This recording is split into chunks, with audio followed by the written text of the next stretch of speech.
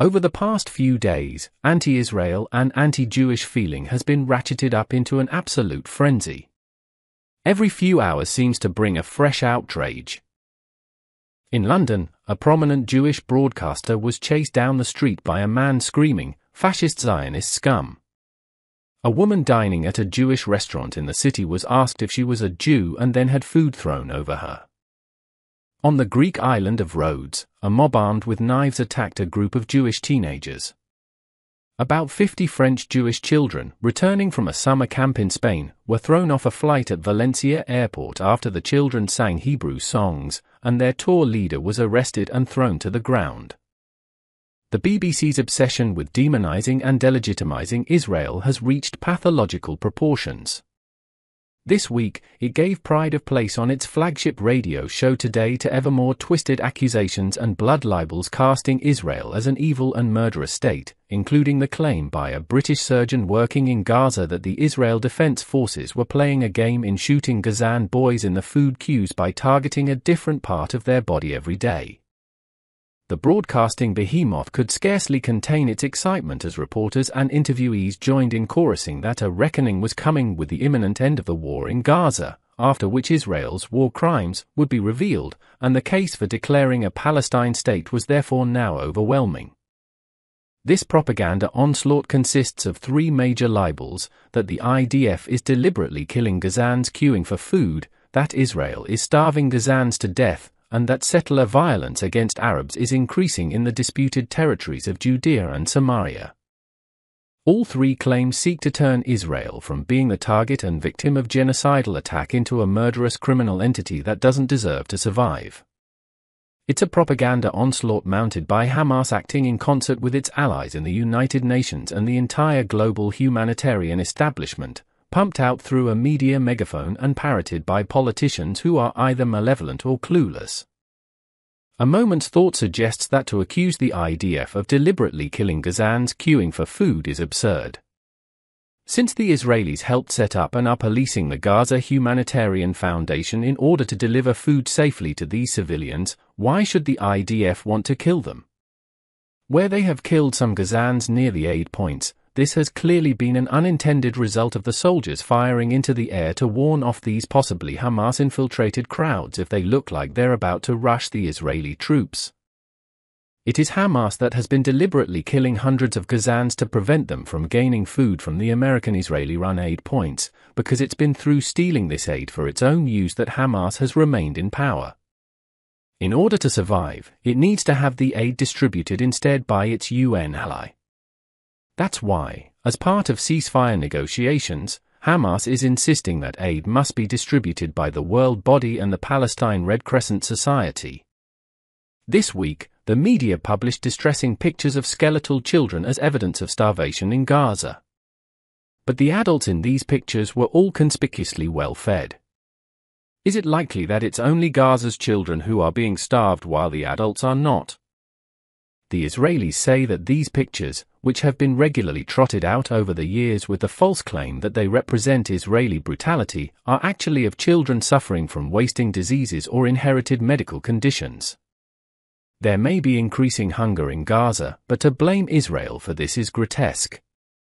The World Health Organization's director, Tedros Adhanom Ghebreyesus, has accused the Israelis of an aid blockade. This is totally untrue.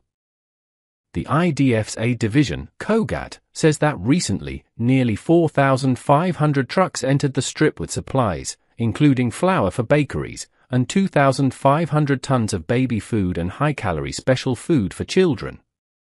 The key point, however, is that 950 trucks have been stuck inside Gaza because the United Nations and its agencies are refusing to distribute the food and other aid they are carrying.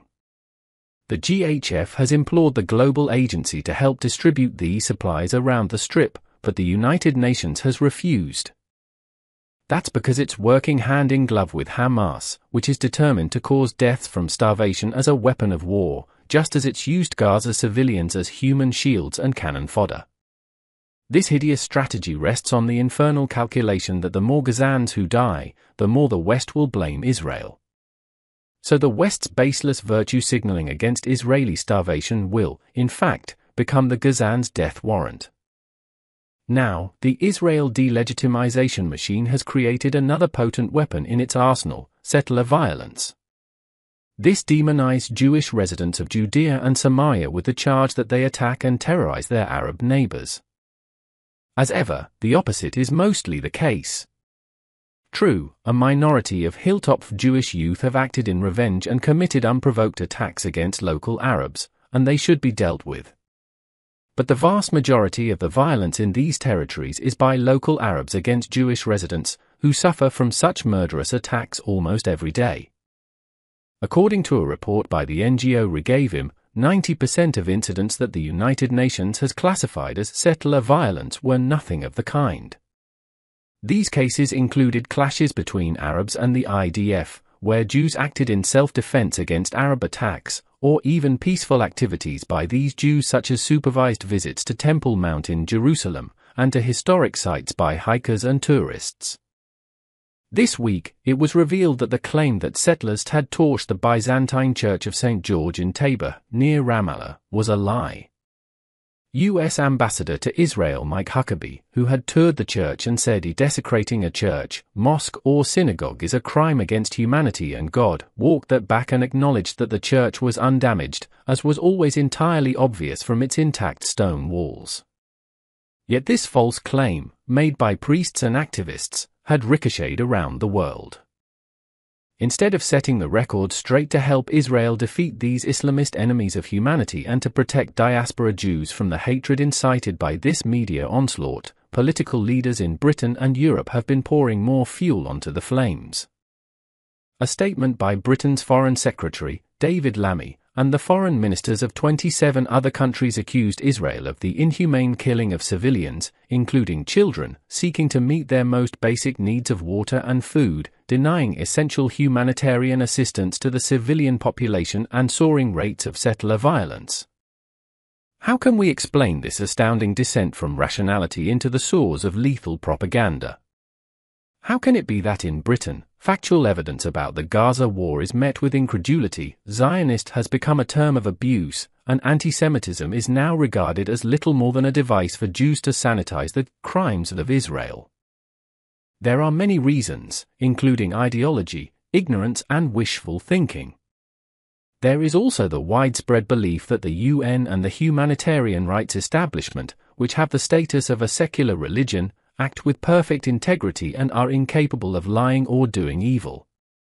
But there are far darker impulses at work, the deep desire to prove that the Jews are bad, that they have a unique and destructive power over world events, that they can never be victims.